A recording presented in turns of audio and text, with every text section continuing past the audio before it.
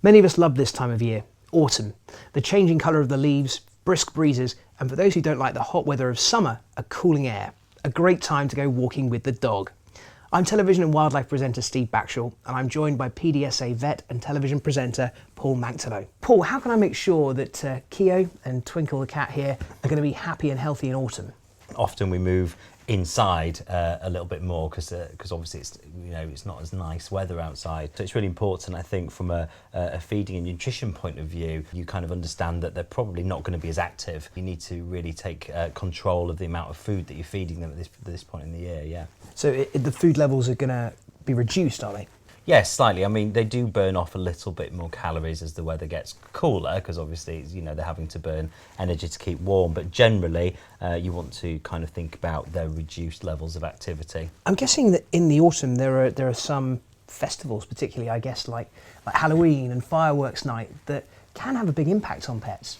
Yeah, they're the two main ones actually that you need to be aware of. So, I mean, Halloween is a time where there's oodles of kind of sweets and chocolate around, and obviously chocolate, dogs in particular, is very poisonous. So you must keep it away. But all sweets really are quite bad for them. So just keep the kids, away from giving them to the pets.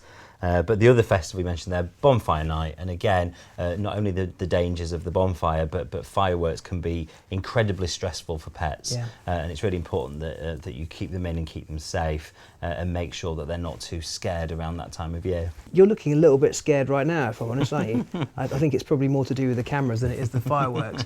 But is it, as much as anything, giving attention, make sure they're safe and secure, making sure that they're reassured? Giving them a nice hiding place in the house that they can feel safe, and almost preparing them for it. You can do things that you can desensitize them to the sounds, playing these kind of noises over and over again up to the point of fireworks night.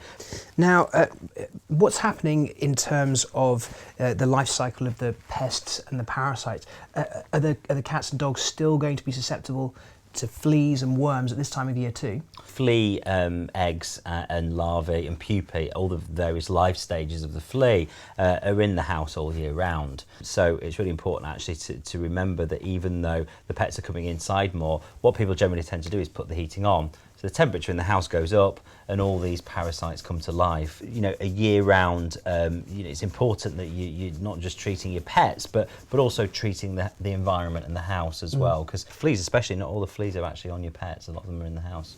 So what can you do to make sure that those eggs and, like you say, pupae are going to be destroyed inside your house? Treating your pet, obviously, is most important, but there are household sprays, regular cleaning, and certain products that can actually clear the environment as well. And think about not just your carpets, but soft furnishings, bedding, all these things that can harbour the eggs and the parasites.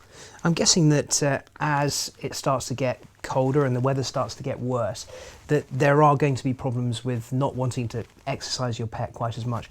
What things do we have to be very careful of to do with that?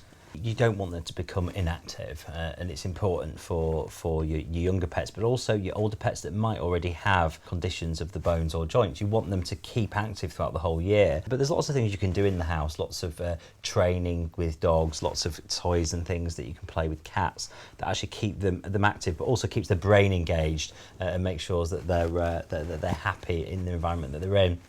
Well, you can see that Twinkle there is clearly very engaged. So it's all about exploration, isn't it? But at the same time, I guess routine is still very important too.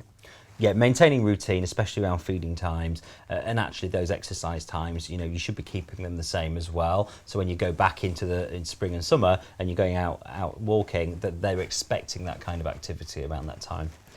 My thanks to Paul. Goodbye.